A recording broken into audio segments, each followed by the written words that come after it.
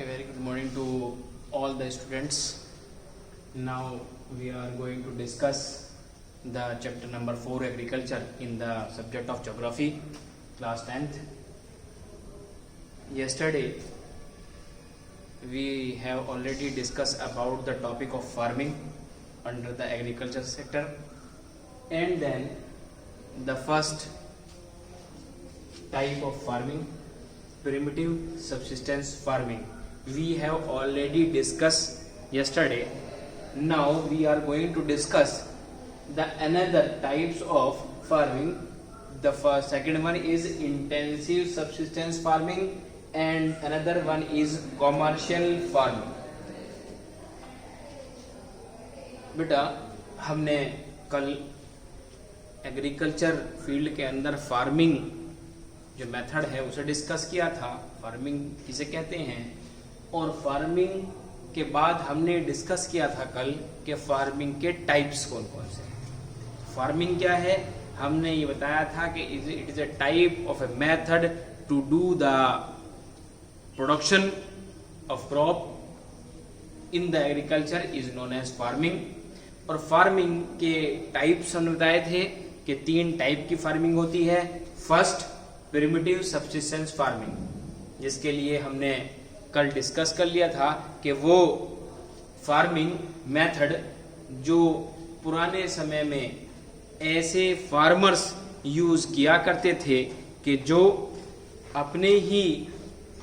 Particular land के अंदर crop को प्रोड्यूस कराते थे और उसके अंदर अपने ही फैमिली मेंबर्स को एज ए लेबरर यूज करते थे, और वो प्रोडक्शन जो था वो उनके सेल्फ कंजम्पशन के लिए था।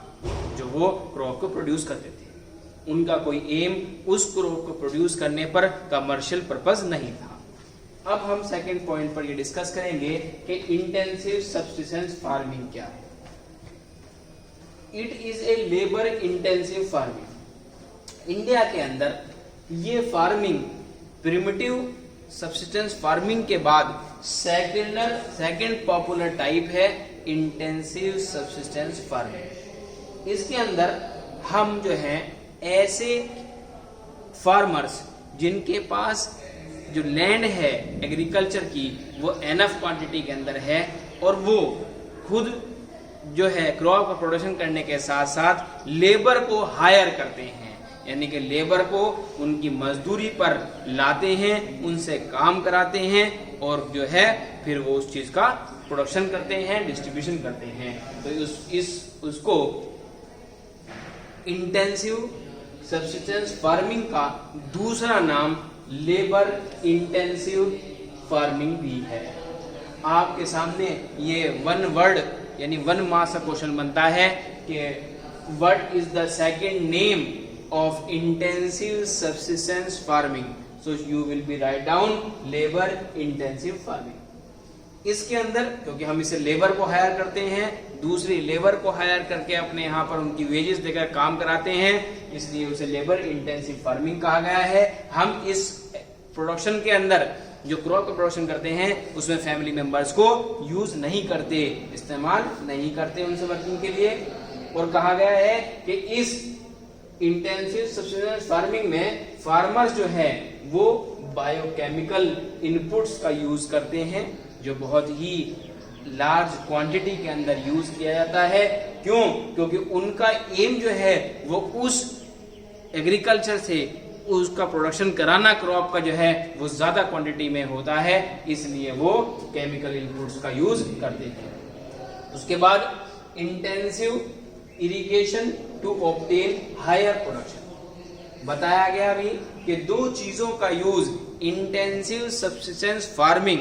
इसका दूसरा नाम क्या है, लेबर इंटेंसिव फार्मिंग भी है। उसके अंदर जो लेबर हायर की जाती है वो लेबर उस क्रॉप का प्रोडक्शन बढ़ाने के लिए 2 चीजों का यूज करती है। एक तो हैवी बायोकेमिकल्स का यूज करती है और दूसरा इंटेंसिव इरिगेशन, यानी कि जो अच्छे सोर्सेज, प्रॉपर सोर्सेज अवेलेबल होने चाहिए हमारे क्रॉप को प्रोडक्शन कराने के लिए इरिगेशन के पॉइंट ऑफ व्यू से। चाहे वो इरिगेशन के नेचुरल मीन्स ऑफ सोर्सेज हों या फिर आपके आर्टिफिशियल सोर्सेज अवेलेबल हैं, तो यहाँ पर अगर हमें प्रॉपर क्वांटिटी में इरिगेशन फैसिलिटी करानी है और प्रोडक्शन भी ज्यादा कराना है, तो हमें आर्टिफिशियल सोर्सेज ऑफ इरिगेशन को परमानेंटली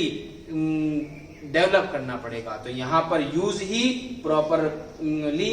जो किया गया वो क्या किस चीज के लिए किया गया कि परमानेंट मींस ऑफ इरिगेशन का यूज किया गया, जिससे कि प्रोडक्शन हायर हो सके। थर्ड पॉइंट इसके अंदर है कि इंडिया के अंदर ये फार्मिंग जो है जब प्रैक्टिस में लाई गई, यानी कि यूज में लाई गई, इंप्लीमेंट किया गया इस चीज का, तो उस एरियाज में किया गया जहां पर पॉपुलेशन प्रेशर हाई है, यानी कि this type of farming use in those states और areas of India where the population pressure be high. It means the area of that particular state in India where the maximum population be established and the left of the land be uses as the cultivation or the production of the crop. At that condition, this type of farming be used in India.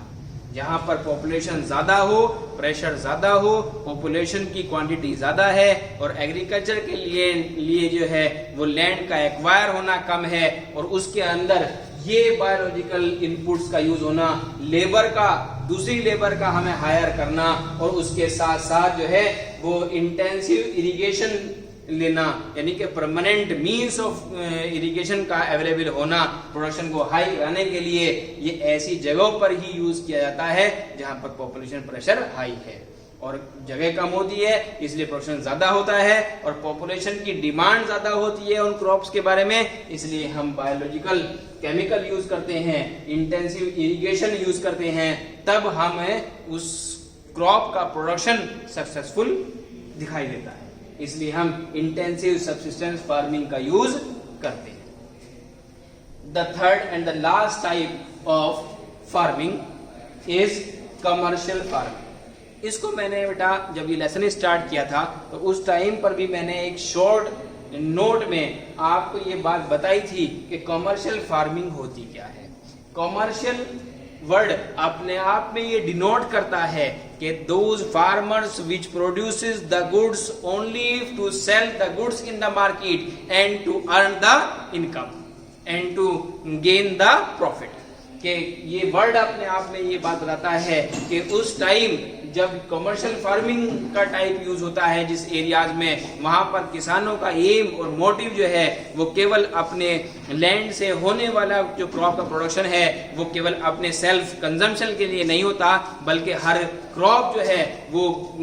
Market में cell करने के लिए होती है और वो चाहते हैं कि जितनी ज्यादा से ज्यादा क्रॉप की सेल हो जाए उतने से ज्यादा हमें इनकम हो जाए और इनकम के में से एक्सपेंसेस को डिडक्ट करके माइनस करके और हमें ज्यादा से ज्यादा प्रॉफिट हासिल हो जाए, इसलिए कमर्शियल फार्मिंग का यूज किया गया। और कमर्शियल फार्मिंग का यूज लार्ज स्केल फार्मर्स ने इसलिए किया है कि वो प्रोडक्शन बढ़ाना चाहते हैं और उसी प्रोडक्शन बढ़ाने के लिए हमें कई अलग अलग चीजों का यूज किया गया और यहाँ पर बताया गया कि this farming practices on large scale by using modern technology.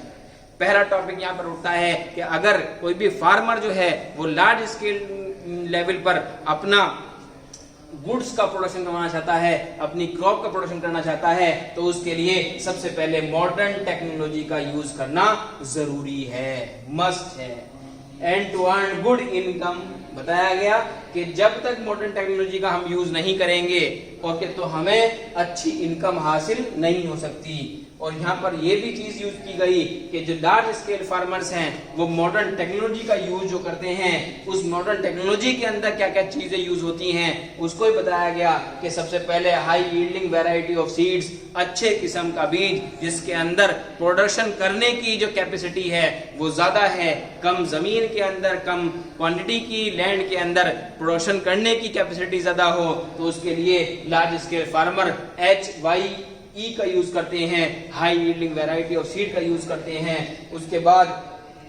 Good irrigation facility, जैसे मैंने आपसे बताया कि इस टाइम कमर्शियल फार्मिंग के अंदर भी और इंटेंसिव फार्मिंग के अंदर भी, दोनों टाइप की फार्मिंग के अंदर जो परमानेंट मींस ऑफ इरिगेशन है वो यूज किए जाते हैं, जिन्हें हम आर्टिफिशियल सोर्सेज भी कह सकते हैं, क्योंकि नेचर जो है वो अनसर्टेन है, उन नेचुरल जो सोर्सेज हैं वो भी अनसर्टेन हैं। एक फार्मर चाहे वो लार्ज स्केल हो या स्मॉल स्केल हो, अगर नेचुरल मींस ऑफ इरिगेशन पर डिपेंड करता है तो वो अनसर्टेनिटी है। लेकिन हमें यहाँ पर कन्फर्मली अगर प्रोडक्शन को बढ़ाना है और इंक्रीज करना है तो हमें high yielding variety of seed के साथ साथ हमें परमानेंट मींस ऑफ इरिगेशन यानी कि आर्टिफिशियल सोर्स ऑफ इरिगेशन का यूज करना भी जरूरी है।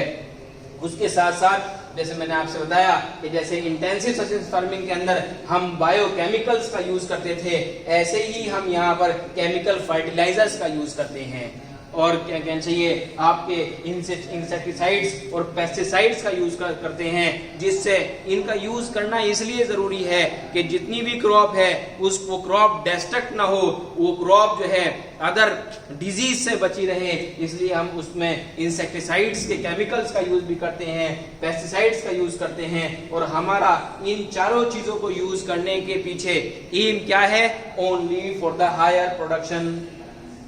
अपना सेटिस्फेक्शन नहीं, केवल इसलिए है only and only to raise the production, to raise the output. और वो आउटपुट रेज जो लार्ज स्केल फार्मर है वो आपके कमर्शियल फार्मिंग के अंदर क्यों यूज करना चाहता है, क्योंकि वो उसको प्रोडक्शन को बढ़ाना चाहता है अपनी इनकम को रेज करने के लिए। इसलिए कहा गया कि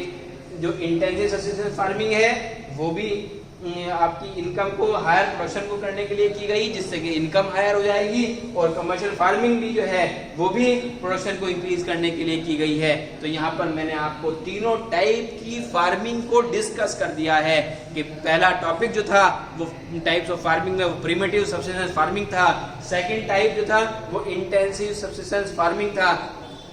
जिसका दूसरा नाम लेबर इंटेंसिव फार्मिंग भी है, और तीसरा नाम यहाँ पर जो शो हुआ टाइप्स में वो है कमर्शियल फार्मिंग, जो कि large scale farmers only and only to produce the goods और the crop, only to sell, only to give the goods और the crop for the purchasers to earn the income, अपनी income को कमाने के लिए। इसलिए वो कम क्वांटिटी के अंदर लैंड में ज्यादा प्रोडक्शन करना चाहते हैं, इसलिए वो high yielding variety of seeds, good irrigation facility provide करते हैं, केमिकल फर्टिलाइजर्स का यूज करते हैं, इंसेक्टिसाइड्स, पेस्टिसाइड्स का यूज करते हैं, और आपका बायोलॉजिकल केमिकल